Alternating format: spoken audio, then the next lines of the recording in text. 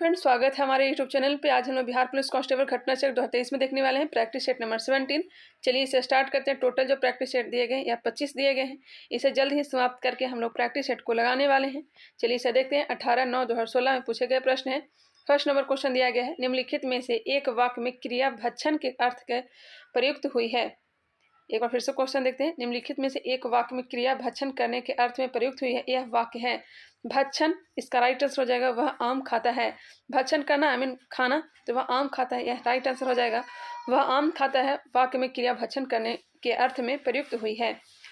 Next है तू डाल डाल मैं पात पात का अर्थ है। मुहावरा आपने सुना होगा, तू डाल डाल तो मैं पात पात। इसका अर्थ होता है चालाकी का जवाब चालाकी से देना। चालाकी का जवाब चालाकी से देना।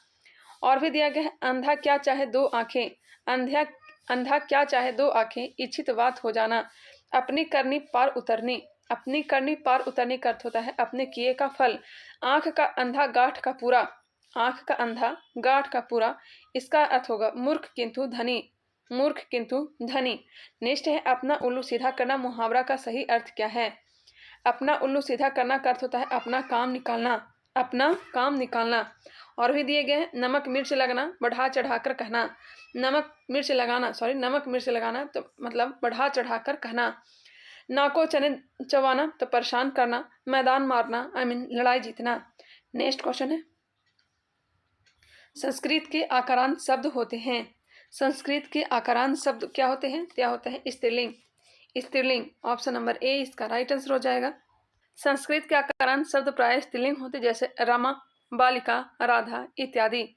ऑप्शन नंबर ए इसका राइट आंसर हो जाएगा। आप लोग को बता दूं कि 2 दिन से मेरा वीडियो नहीं आ पाया था, क्योंकि परसों निर्जला एकादशी था। फास्टिंग करने की वजह से मेरा कल तबीयत खराब हो गया था, तो 2 दिन वीडियो नहीं आ पाया, इसके लिए सॉरी। 5 नंबर क्वेश्चन है, हे रमेश यहाँ आओ इस वाक्य में कौन सा कारक है। हे रमेश यहाँ आओ इस वाक्य में कौन सा कारक है। तो यह है संबोधन कारक। संबोधन कारक ऑप्शन नंबर सी इसका राइट आंसर हो जाएगा। कर्ता ने कर्म को करण से जो याद करने का होता है उसे याद कर लेंगे। यहाँ से काफ़ी सारे क्वेश्चन पूछे जाते हैं बिहार दरोगा में। यहाँ पे और दिया गया संबोधन कारक की विभक्ति है, हे, अरे, रे, हो, अजी, अहो इत्यादि। संबोधन कारक हेतु प्रसर्ग चिन्ह के साथ चिन्ह का भी प्रयोग किया जाता है। चिड़िया का बहुवचन होगा, चिड़िया का बहुवचन हो जाएगा चिड़िया, चिड़िया हो जाएगा। वस्तुतः विभक्ति रहित संज्ञाओं के बहुवचन बनाने में स्त्रीलिंग शब्दों के अंत में या होने पर चंद्र बिंदु जोड़ दिया जाता है। दही शब्द है, दही जो है यह पुल्लिंग है। दही खट्टा हो गया, ऐसा तो नहीं बोलेंगे दही खट्टी हो गई। दही खट्टा हो गया मीन पुल्लिंग शब्द है। पानी, घी, मोती, कवि, रवि, शशि इत्यादि पुल्लिंग शब्द है। नेक्स्ट है, गीता हाथ से मारती है इस वाक्य में कौन सा कारक है। हाथ से मारती है, कर्ता ने कर्म को करण से तो करण हो जाएगा करण कारक। जब साधनभूत जुड़ाव हो तो करण कारक हो जाता है। इसका प्रसर्ग चिन्ह विभक्ति से और के द्वारा होते हैं। नेक्स्ट है इंग्लिश से, इसे देखने का प्रयास करें। इसका राइट आंसर दिया गया है option number B, heavy regulate दिया गया है। Due to rainfall this year they had to heavy, यहाँ पे फील होगा heavy. Due to heavy rainfall this year that had to regulate water supply. Option number B इसका right answer हो जाएगा। यहाँ पे डिटेल दिया भी गया है। रेगुलेट का अर्थ होता है नियंत्रित करना या नियमित करना।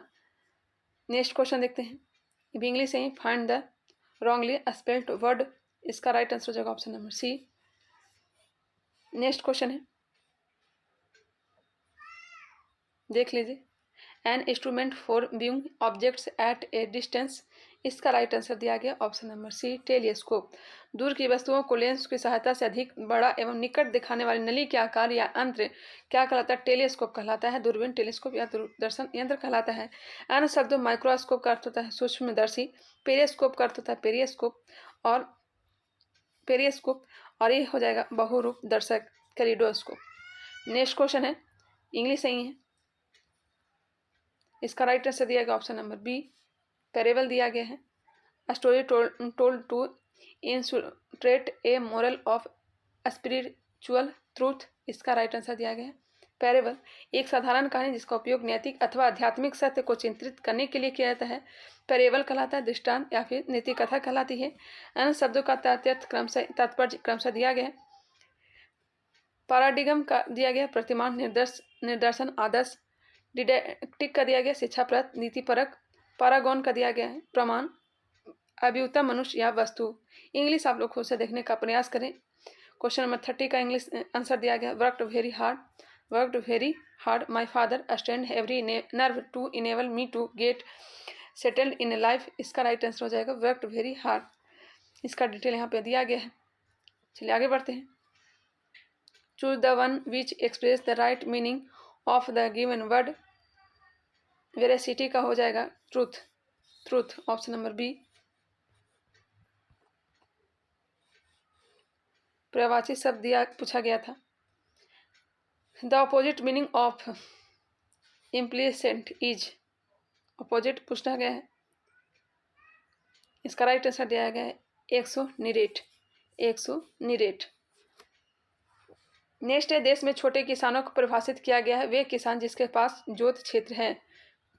छोटा किसान किसे कहा जाता है तो 1 से 2 हेक्टेयर को कहा जाता है छोटा किसान, जिसका जोत जो है 1 से 2 हेक्टेयर हो। यहाँ पर डिटेल दिया गया है, देखते हैं। भारत में 1 से 2 हेक्टेयर भूमि वाली जोत को छोटी या लघु जोत या स्मॉल होल्डिंग कहा जाता है। ऐसी जोत पर कृषि करने वाले किसानों को देश में छोटे किसानों के रूप में परिभाषित किया जाता है, जबकि 1 हेक्टेयर से कम भूमि वाली जोत को सीमांत जोत कहते हैं। भारत में राष्ट्रीयकृत बैंकों की संख्या कितनी है तो यह है 12।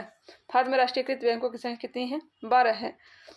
Bank of Baroda, bank of India, bank of Maharashtra, Canara bank, central bank of India, Indian bank, Indian overseas bank, Punjab and Sind bank, Punjab national bank, Bharatiya state bank, UCO bank तथा यूनियन बैंक ऑफ इंडिया। यह सब क्या है, यह जो है राष्ट्रीयकृत बैंक है। आरबीआई ने एसबीआई को नेशनलाइज्ड बैंक के रूप में नामोल्लेख नहीं किया है, तथापि प्रश्नानुसार विकल्प डी अभिष्ट उत्तर माना जाएगा। इसका राइट आंसर माना जाएगा option number D. Next question है 1854-1856 में क्रीमियन युद्ध किसके बीच लड़ा गया था। क्रीमिया का युद्ध कब हुआ था तो 1854 से 56 के बीच में हुआ था। किसके बीच हुआ था, यह हुआ था रूस और तुर्की के बीच। रूस और तुर्की के बीच लड़ाई किया गया था, क्रीमिया का युद्ध हुआ था, सॉरी। इस युद्ध का अंत पेरिस की संधि से हुआ था। इस युद्ध में इंग्लैंड, फ्रांस आदि देश रूस के विरुद्ध तुर्की की मदद कर रहे थे। नेक्स्ट लास्ट सफर एक प्रसिद्ध रिनेसेंस चित्रकारी किसकी कृति है, किसकी श्रेष्ठ कृति है, तो हो जाएगा लियोनार्दो दा विंची की। लियोनार्दो दा विंची इटली के महान चित्रकार थे। द लास्ट सफर, मोनालिसा इनकी चित्रकला की प्रमुख कृतियां हैं। ये वाले हमने करवाया भी था, ज्ञान बिंदु का जो प्रैक्टिस सेट है उसमें हमने इस सब के बारे में करवाया था। वराह मिहिर थे। वराह मिहिर एक प्राचीन खगोलविद एस्ट्रोनॉमर थे। क्या थे, खगोलविद थे। बृहद संहिता इनकी प्रमुख रचना है।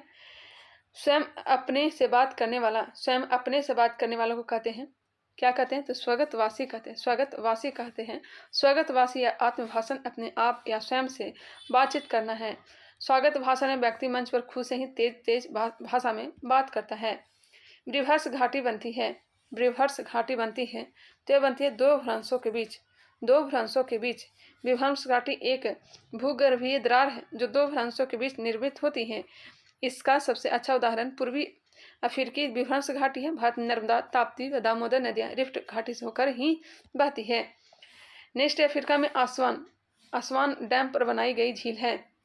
अफ्रीका में असवान डैम पर बनाई गई झील कौन सा है तो यह है असवान डैम पर नासिर बांध। अफ्रीका में असवान डैम पर बनाई गई झील है वह है नासिर झील। कौन सा झील है, नासिर झील है। अफ्रीका में असवान डैम मिस्र देश में नील नदी पर बनाया गया है। इस बांध के निर्माण में नासिर नामक झील निर्मित हुई है। नील नदी विक्टोरिया झील से निकलकर भूमध्य सागर में गिरती है। नेक्स्ट है उच्चतम न्यायालय में कितने न्यायाधीश हैं।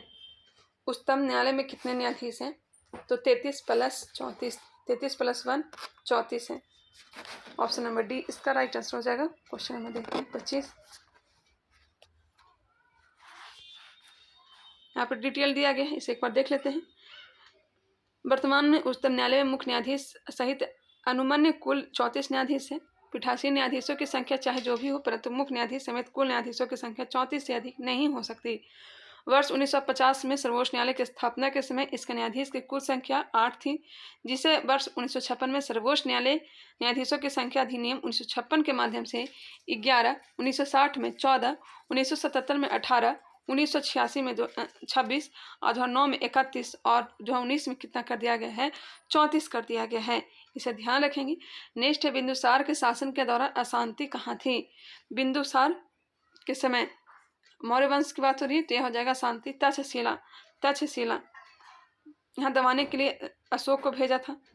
बिंदुसार के समय तक्षशिला में विद्रोह हुआ। तक्षशिला मौर्य साम्राज्य के उत्तरापश्चिम प्रांत की राजधानी थी। प्रथम बार सुसीम तथा उसके असफल रहने पर दूसरी बार अशोक को उसी विद्रोह को दबाने के लिए भेजा गया था। सुसीम असफल रहा था, उसके बाद अपना बेटा अशोक को भेजा था, जो वहां जाकर के क्रूरतापूर्वक इस विद्रोह को दबा दिया था। किस नदी घाटी के चौड़ा होने के कारण है। किसी नदी घाटी के चौड़ा होने का कारण है पार्श्विक अपरदन, भूक्षरण। किसी नदी घाटी के चौड़ा होने का कारण क्या है तो पार्श्विक अपरदन है। भूक्षरण प्रक्रिया का किसी नदी घाटी के चौड़ा होने में महत्वपूर्ण भूमिका होती है। इस क्रिया से नदी घाटी का विकास होता है। भूक्षरण का अर्थ मृदा कणों का बाह्य कारकों जैसे जल, वायु और हिमानी आदि द्वारा अपने स्थान से पृथक होकर अलग हो जाना है। कंचनजंगा राष्ट्रीय पार्क स्थित है, यह है सिक्किम में। कंचनजंगा राष्ट्रीय पार्क भारत के सिक्किम राज्य में अवस्थित है। इस उद्यान का नाम कंचनजंगा पर्वत से लिया गया है। कंचनजंगा पर्वत से लिया गया है। वर्ष 2016 में इसे यूनेस्को की विश्व धरोहर स्थलों की सूची में शामिल किया गया था। यह भारत का पहला और अब तक का एकमात्र मिश्रित धरोहर स्थल है। भारत का जैव मंडल रिजर्व नंदा देवी किस राज्य में स्थित है। भारत का जैव मंडल रिजर्व नंदा देवी किस राज्य में स्थित है तो नंदा देवी है उत्तराखंड में स्थित है। 1988 ईस्वी में यूनेस्को द्वारा इसे विश्व धरोहर स्थल घोषित किया गया है। 2005 में इसका बाउंड्री सीमांकन में महत्वपूर्ण बदलाव किया गया था। उत्तराखंड में जिम कॉर्बेट राष्ट्रीय उद्यान, राजाजी राष्ट्रीय उद्यान और फूलों के घाटी राष्ट्रीय उद्यान आदि भी अवस्थित है। जिम कॉर्बेट का नाम बदलकर क्या कर दिया गया, रामगंगा नेशनल पार्क। किसी मरु क्षेत्र में मृदा अपरदन को रोका जा सकता है तो एक ही है पेड़ लगाकर, वनारोपण के द्वारा। किसी मरु क्षेत्र में मृदा अपरदन को पेड़ लगाकर या वनारोपण द्वारा रोका जा सकता है। वर्तमान में भारत का लगभग 83.69 मिलियन हेक्टेयर क्षेत्र जो है यह मरुस्थलीकरण से प्रभावित है। अंतरिक्ष अनुप्रयोग केंद्र इसरो की एक रिपोर्ट के अनुसार 2003 से लेकर 2005 और 2011-13 के बीच क्रमशः 81.48 और 82.64 मिलियन हेक्टेयर भूमि का मरुस्थलीकरण हुआ है। इसे रोकने के लिए वनीकरण के साथ साथ सूक्ष्म सिंचाई या नहरों का विकास, हरित पट्टी का विकास आदि प्रमुख उपाय अपनाए जाने चाहिए। नेक्स्ट, भारत में तेल की पहली परिष्करणशाला स्थापित की गई थी। भारत में तेल की पहली परिष्करणशाला स्थापित की गई थी डिगबोई में, असम राज्य के डिगबोई में स्थापित की गई थी। इसे वर्ष 1901 में 1901 में इसे स्थापित किया गया था। तेल की अन्य परिष्करणशालाएं बरौनी में है, मुंबई महाराष्ट्र में है और विशाखापट्टनम आंध्र प्रदेश में स्थित है। मशीन टूल एक उदाहरण है पूंजीगत वस्तुओं का। मशीन टूल उन यांत्रिक युक्तियों को कहा जाता है जो शक्ति चालित होते हैं, जिनका उपयोग प्रायः मशीनिंग क्रिया द्वारा मशीनों के धातु कलपुर्जों के निर्माण में होता है। मशीन टूल या औजार पूंजीगत वस्तुओं का उदाहरण जैसे ड्रिल, प्रेस बॉन्चिंग मशीन, हॉर्बिंग मशीन आदि। गंधार कला मिश्रण जो थी यह मूर्ति कलाओं के भारतीय और यूनानी शैलियों का इसमें जो विकास हुआ था यह बुद्ध की मूर्ति का ही विकास हुआ था कुषाणों के समय। नेक्स्ट है मोहम्मद गवा के राज्य में एक प्रसिद्ध वजीर और वकील था। मोहम्मद गवा के राज्य में किस राज्य में एक प्रसिद्ध वजीर और वकील था। मोहम्मद गवा का संबंध किससे हो जाएगा बताइएगा, ऑप्शन को देख लीजिए। यह हो जाएगा मोहम्मद गवा का संबंध हो जाएगा बहमनी साम्राज्य से। मोहम्मद गवा बहमनी साम्राज्य में प्रधानमंत्री, वजीर और अमीर आदि प्रमुख पदों पर था। महमूद गवा एक कुशल प्रशासक एवं सेनापति था। उसने बहमनी राज्य की समस्याओं का निराकरण करते हुए राज्यों को उत्कर्ष के शिखर तक पहुंचाया। नेक्स्ट है गृहस्थियों द्वारा खरीदी गई उपभोक्ता वस्तुओं तथा सेवाओं की औसत कीमत को मापने वाला एक सूचकांक है, यह हो जाएगा उपभोक्ता कीमत सूचकांक। यहाँ पे दिया गया, इसे देख सकते हैं। नेक्स्ट क्वेश्चन है अल्पाधिकार में होते हैं कुछ विक्रेता होते हैं। अल्पाधिकार उस स्थिति को कहा जाता है जिसमें किसी वस्तु के 2 से अधिक उत्पादक या विक्रेता होते हैं। थोड़ा सा तबीयत नासाज है इसलिए थोड़ा धीरे धीरे चल रहे हैं। भारत में राष्ट्रीय आय का आकलन किया जाता है तो उत्पादन और आय विधियों द्वारा। भारत में राष्ट्रीय आय का आकलन किया जाता है उत्पाद और आय विधियों के द्वारा। यहाँ पे डिटेल दिया गया है, आप लोग वीडियो को पॉज करके एक बार देख लीजिएगा। भारत में केंद्रीय सांख्यिकी कार्यालय राष्ट्रीय आय का मापन करता है। यहाँ पे दिया गया भारत में केंद्रीय सांख्यिकी कार्यालय जो है CSO जो है यह राष्ट्रीय आय का मापन करता है, जो सांख्यिकी और कार्यक्रम कार्यान्वयन मंत्रालय के अधीन है। राष्ट्रीय आय मानक उत्पाद विधि, आय विधि और व्यय विधि 3 विधियां हैं। कौन कौन से हैं? आय मानक, राष्ट्रीय आय मापने की उत्पाद विधि, आय विधि और व्यय विधि 3 विधियां हैं। मापने क्यों होना चाहिए था? राष्ट्रीय आय मापने की उत्पाद विधि, आय विधि और व्यय विधि 3 विधियां हैं। प्रभाव मुक्त उत्पादन और आय विधि उपभोग विधि का उपयोग किया जाता है। किसी उत्पादक फर्म के लिए अल्पकाल में नियत लागत होगी, क्या होगी? सदा स्थिर और नियत, सदा स्थिर और नियत। नेक्स्ट क्वेश्चन देखते हैं, डिटेल आप देखने का प्रयास करें। फॉसिज्म विश्वास करता है, फॉसिज्म विश्वास करता है एक दल की प्रणाली में। फॉसिज्म विश्वास करता है एक दल की प्रणाली में। फॉसिज्म एक विचारधारा है जो एक दलीय सत्ता प्रणाली में विश्वास करता है। यह विचारधारा हीगेल के विचारों से प्रभावित नजर आती है। इस विचारधारा का मुख्यतः विकास प्रथम विश्व युद्ध के पश्चात इटली में हुआ। यह साम्यवाद की विरोधी विचारधारा थी।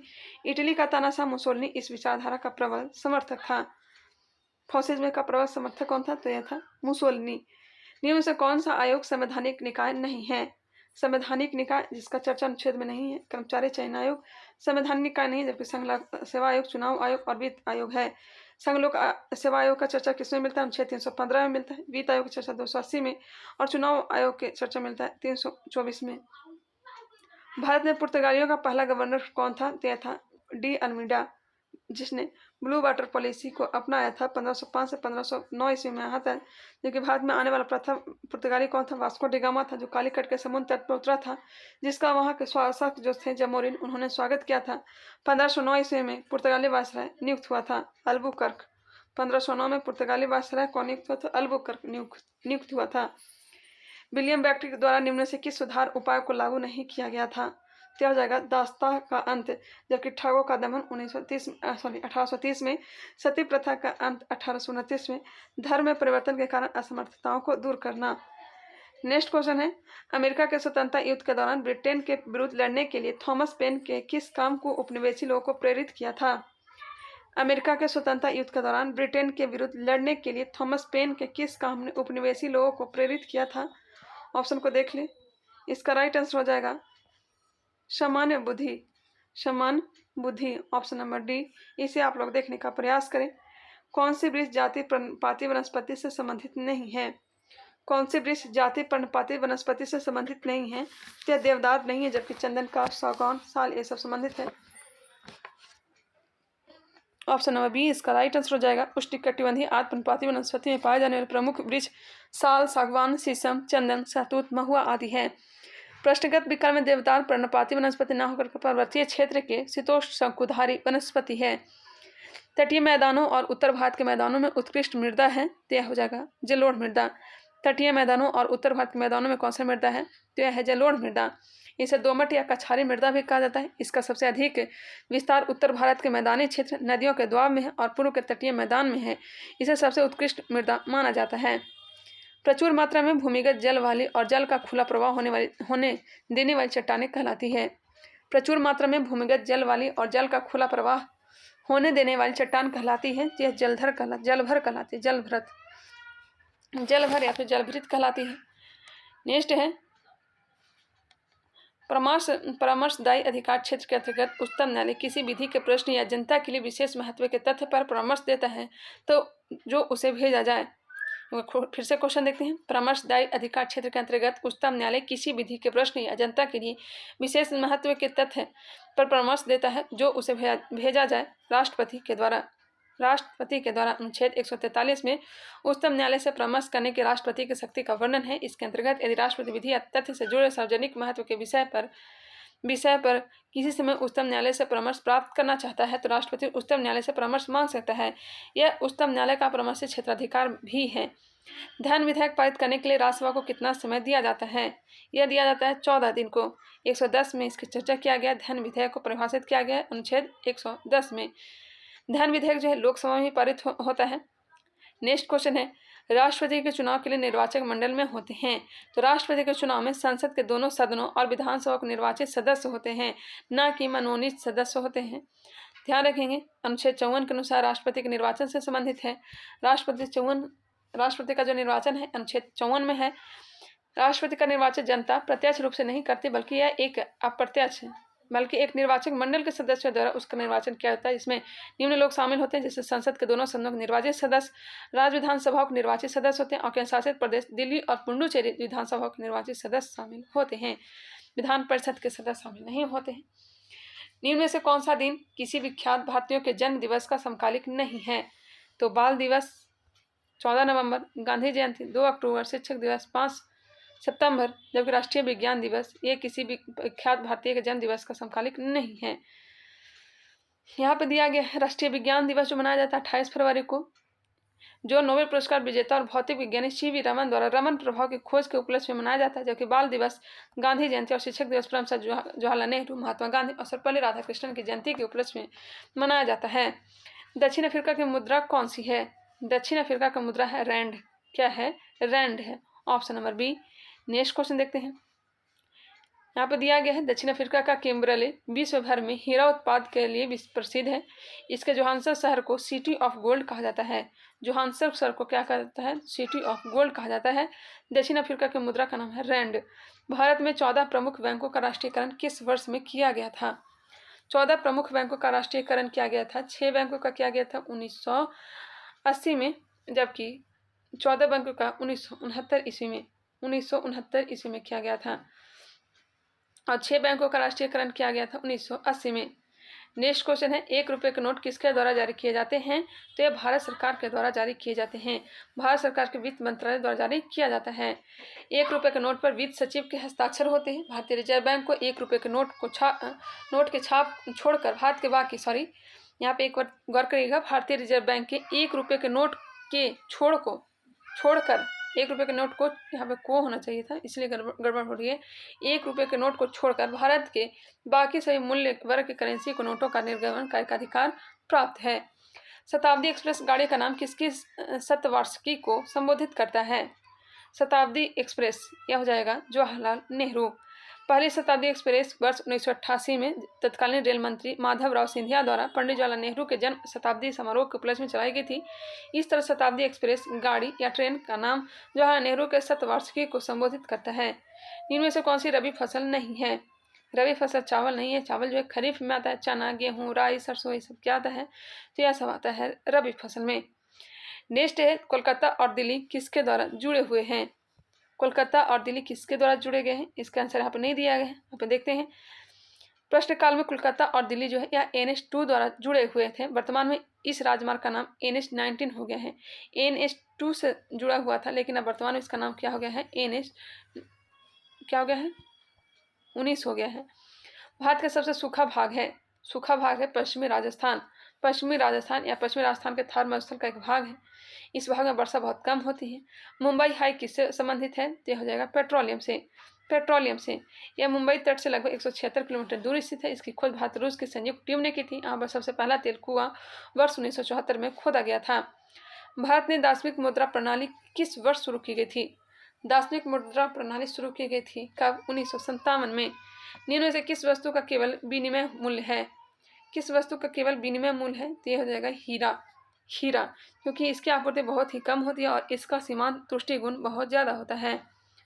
भारत का कुल कितना भौगोलिक क्षेत्र वन भूमि है? भारत का कुल कितना भौगोलिक क्षेत्र जो है यह वन भूमि है? बताइएगा। यह हो जाएगा भारत वन स्थिति रिपोर्ट 2021 के अनुसार देश के 21.71% भाग पर वनावरण तथा 2.91% भाग पर वृक्षावरण। कुल वनावरण वृक्षावरण कितना है? तो 24.62% है। नेक्स्ट स्तंभ होता है प्रायः, तना होता है, क्या होता है? तो धनात्मक प्रकाशानुवर्ती और ऋणात्मक जियोट्रॉफिक। ऑप्शन नंबर सी इसका राइट आंसर दिया गया है। ए और सी दोनों इसका राइट आंसर हो जाएगा। तना पौधे का आरोही भाग है जो भूमि के विपरीत प्रकाश की ओर गति करता है। चलिए आगे बढ़ते हैं, क्वेश्चन नंबर 62 देखते हैं। शब्द इनोसेल्सन का अर्थ है। शब्द इंसोलेशन का अर्थ है, क्या अर्थ है, तो यह जगह आने वाली सौर विकिरण। इंसोलेशन का अर्थ होता है आने वाली सौर विकिरण। टेरा रोसा एक लैटिन शब्द है जिसका अर्थ है तो लाल भूभाग क्षेत्र। टेरा रोसा एक लैटिन शब्द है, इसका अर्थ होता है लाल भूभाग क्षेत्र। नेक्स्ट क्वेश्चन है, टेरा रोसा विशेष रूप से भूमध्य सागर के जलवायु वाले क्षेत्रों में पाया जाता है। नेक्स्ट है, एक गोली टकराती है और एक अनुप्रस्थ घर्षणहीन मेज पर पड़े एक ठोस ब्लॉक में धंस जाती है। इस प्रक्रिया में कौन सी भौतिक राशि सुरक्षित है? यह सुरक्षित है केवल संवेग। संवेग बराबर होता है द्रव्यमान गुने वेग। संवेग एक सदिश राशि, इसका मात्रक किग्रा मीटर पर सेकंड होता है। जब अनुप्रस्थ घर्षणहीन मेज पर पड़े एक ठोस ब्लॉक से बंदूक से निकली गोली टकराती है तो उसमें ही धंस जाती है। तो इस प्रक्रिया में केवल संवेग भौतिक राशि सुरक्षित है। दूध की सघनता मापने के लिए प्रयुक्त एक उपकरण है, तो हो जाएगा लैक्टोमीटर। लैक्टोमीटर से दूध की सघनता को मापा जाता है। नेक्स्ट क्वेश्चन है,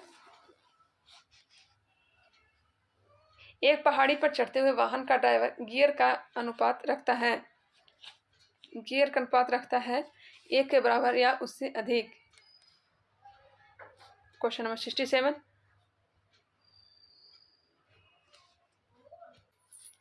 तारों को जोड़ने की प्रक्रिया कहलाती है, क्या कहलाती है? संयोजन कहलाती है। तारों को जोड़ने की प्रक्रिया संयोजन कहलाती है। यहाँ पे दिया गया समांतर क्रम में और श्रेणी क्रम में जोड़ा जाता है। नेक्स्ट क्वेश्चन है, कंप्यूटर में गणनाएं करने के लिए कौन सा अवयव मुख्यतः उत्तरदायी होता है? क्या होता है? Arithmetic logic unit. ALU का पूरा नाम अरिथमेटिक लॉजिक यूनिट अर्थात गणितीय एवं तार्किक इकाई होता है।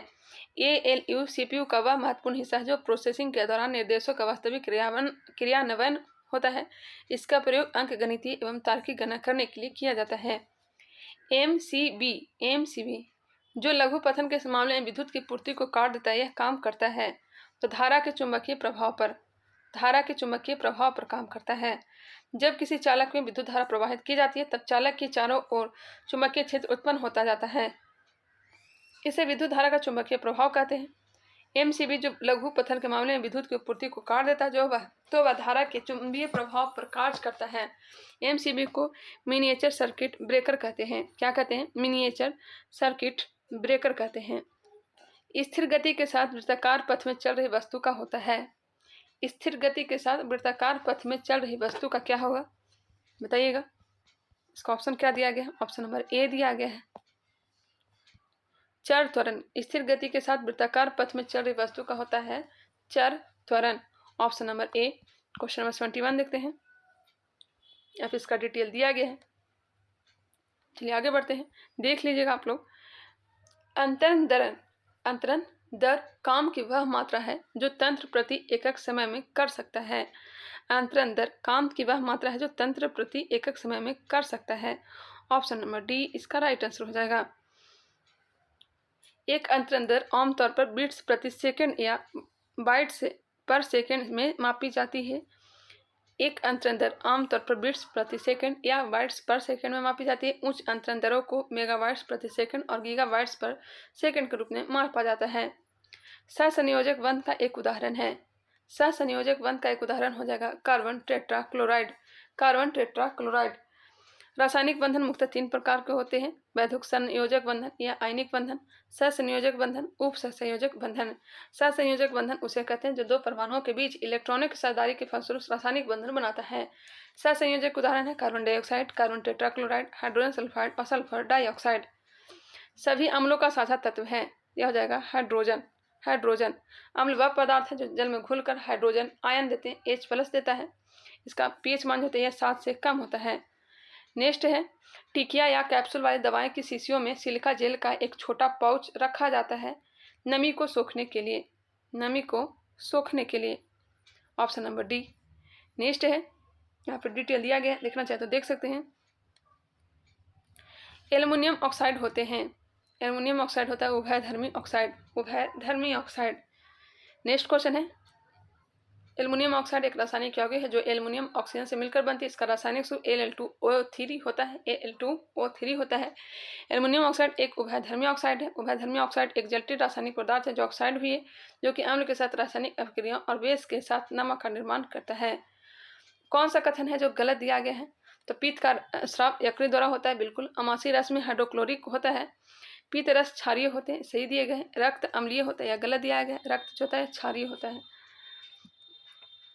7.4 होता है, 7 से अधिक होता है इसका पीएच मान। क्षार जो है लाल लिटमस पत्र को नीला तथा मिथाइल ऑरेंज को पीला कर देता है। निम्नलिखित में से सदिश राशि है। सदिश राशि कौन सा है? तो वेग जो है सदिश राशि है, जबकि द्रव्यमान, लंबाई, समय, आयतन ये सब अदिश राशि हैं। नेक्स्ट क्वेश्चन है, चार जारों में क्रमशः O2, CO2, H2 और N2 गैस भरी है। निम्नलिखित में से किस परीक्षण द्वारा इस 4 गैसों की पहचान की जा सकती है? तो उपयुक्त में से किसी से नहीं। ऑप्शन नंबर डी इसका राइट आंसर हो जाएगा। क्वेश्चन नंबर 79 देखते हैं। इसका डिटेल यहाँ पे दिया गया है, देखना चाहें तो देख सकते हैं। वह तत्व जिसका परमाणु भार समान होता है, वह तत्व जिसका परमाणु भार समान हो, क्या है? तो यह हो जाएगा हाइड्रोजन। हाइड्रोजन का परमाणु भार समान होता है। हाइड्रोजन आवर्त सारणी में पहला तत्व है जिसका परमाणु क्रमांक संख्या 1 है एवं परमाणु भार भी 1 है। यह एक रंगहीन गंधहीन गैस है। जहाँ पे मुझे डिटेल आएगा वहाँ पे मैं बताते चलूँगी। धातु व हड्डियों में उपस्थित रहता है, तो कैल्शियम फास्फेट। कैल्शियम फास्फेट धातु व हड्डियों में उपस्थित रासायनिक पदार्थ कैल्शियम फास्फेट होता है। यह हड्डियों और दांतों के निर्माण के लिए आधार होता है। कैल्शियम फास्फेट का जो सूत्र है यह CH3PO4 हॉल 2। समांतर द्रव ऊंचे तल से नीचे तल की ओर प्रवाहित होते हैं। निम्नलिखित में से कौन सा द्रव ग्लास में रखने पर ऊपर की ओर चढ़ सकता है? यह हो जाएगा द्रव हीलियम। द्रव हीलियम। स्पष्ट प्रतिध्वनि तभी सुनी जा सकती है जब प्रवर्तन सतह की ध्वनि स्रोत से न्यूनतम दूरी हो, लगभग 17 मीटर। कितना मीटर? 17 मीटर। प्रवर्तक सतह तक ध्वनि के जाने और वापस लौटने परिवर्तन में कम से कम 1/10 सेकंड का समय लगना चाहिए। यहाँ पर इसका डिटेल दिया गया है, सॉल्व किया गया है। नेक्स्ट है, कीट निम्नलिखित से संबंधित है। कीट जो आता है यह ऑर्थोपोडा संघ में आता है, सबसे बड़ा संघ। कीट इसी वर्ग से संबंधित है। ऑर्थोपोडा शब्द का सर्वप्रथम प्रयोग वॉन सिवोल्ड ने किया था। किसने? वॉन सिवोल्ड ने किया था, जिसका अर्थ होता है संयुक्त उपागम। यह जंतु जगत का सबसे बड़ा संघ है। गैमीट की शुद्धता के नियम का प्रतिपादन किया था। गैमीट की शुद्धता का प्रतिपादन मेडल ने, जिसने मेडल के पृथक्करण के नियम को युग्मकों की शुद्धता का नियम भी कहा जाता है। ग्रेगर जोहान मेडल ने आनुवंशिकता के कितने नियम दिए हैं? तो 3 ग्रेगर जोहान मेडल ने आनुवंशिकता के 3 नियम दिए हैं, जिसमें मेडल के पृथक्करण के नियम को युग्मकों की शुद्धता का नियम भी कहा जाता है। इस नियम के अनुसार जोड़े के 3 युग्मक निर्माण के समय एक दूसरे से पृथक हो जाते हैं और युग्मक में जोड़े का एक ही जीन पहुंचता है। दोनों जीन एक साथ युग्मक में कभी नहीं जाते हैं। रेडियोधर्मिता की खोज किसने की थी? तो यह की थी हेनरी बेकुरल ने। हेनरी बेकुरल ने की थी रेडियोधर्मिता की खोज 1896 ईस्वी में। रेडियोधर्मिता की खोज से यह साबित हुआ कि यूरेनियम ऊर्जा के बाहरी स्रोत जैसे सूर्य के बिना विकिरण उत्सर्जित करता है। रेडियोधर्मिता की खोज करने के लिए पेरिस में जन्मे हेनरी बेकुरल को वर्ष 1903 में मेरी और पियरे क्यूरी के साथ भौतिकी के नोबेल पुरस्कार से सम्मानित किया गया था। प्रकाश संश्लेषण में पौधे कौन सी गैस का अवचूषण करते हैं? तो अवचूषण करते हैं कार्बन डाइऑक्साइड का, और देते क्या हैं? तो ऑक्सीजन देते हैं। इसका फॉर्मूला याद रखिएगा, क्लास 9 में ही पढ़े होंगे। 6CO2 + 12H2O। प्रकाश पढ़े C6H12O6 + 6H2O + 6O2। Next question है, निम्नलिखित में से किसके लिए केशिकत्व एकमात्र कारण नहीं है? तो यह हो जाएगा एकमात्र कारण भूमिगत जल का ऊपर चढ़ना, यह एकमात्र कारण नहीं है। ऑप्शन नंबर बी ही इसका राइट आंसर दिया गया है। नेक्स्ट क्वेश्चन है, सुपरसोनिक विमान किसको हानि पहुंचाता है? इसे आप लोग देख लेंगे। सुपरसोनिक विमान किसको हानि पहुंचाता है? तो ओजोन मंडल को। ओजोन मंडल कहाँ होता है? तो समताप मंडल में होता है। इस विमान में अन्य स्थनिक फ्यूल जलने से नाइट्रोजन ऑक्साइड उत्सर्जित होता है, जो ओजोन मंडल को क्षति पहुंचाता है। रबर से स्टील अधिक लचीला होता है। रबर से स्टील अधिक लचीला होता है क्योंकि प्रतिबल व विकृति से अनुपात अधिक है। प्रतिबल का विकृति से अनुपात अधिक है। ऑप्शन नंबर सी, प्रत्यास्था गुणांक बड़ा होता है प्रतिबल = विकृति। नेक्स्ट क्वेश्चन है, एक कार और भरी हुई एक ट्रक रास्ते पर समान गति से चलते हैं। एक कार और भरी हुई ट्रक एक रास्ते पर समान गति से चलते हैं। ट्रक से तुलना की जाए तो कार धारण करेगी तो कम गतिज ऊर्जा। नेक्स्ट है जो कि मैथ्स है, इसका राइट आंसर दिया गया ऑप्शन नंबर सी। वीडियो को पॉज करके देखिएगा, अपना सॉल्व भी किया गया। सॉल्व देखना चाहते हैं तो सॉल्व को देख लीजिएगा। पहले तो आप लोग खुद से बनाने का प्रयास करें। ऑप्शन नंबर सी इसका राइट आंसर दिया गया है। 93 93 के का मान पूछा गया है। 94 95 का दिया गया ऑप्शन नंबर बी। 96 क्वेश्चन को देख लीजिए, इसका आंसर दिया गया ऑप्शन नंबर सी।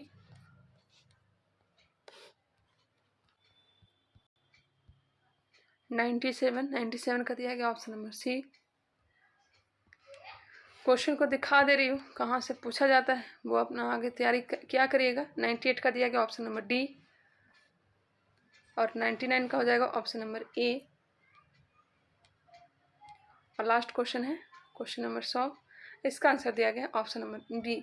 हमने 100 क्वेश्चन को कंप्लीट कर लिया। वीडियो कैसा लगा लाइक करें, कमेंट करके बताएं, अगर पसंद नहीं आया तो डिसलाइक करें। रिक्वेस्ट है आप लोग इस वीडियो को शेयर भी क्या करें, नए हैं तो सब्सक्राइब कर लें, बेल आइकन को क्लिक कर लें। चलिए मिलते हैं नेक्स्ट वीडियो के साथ, तब तक के लिए धन्यवाद।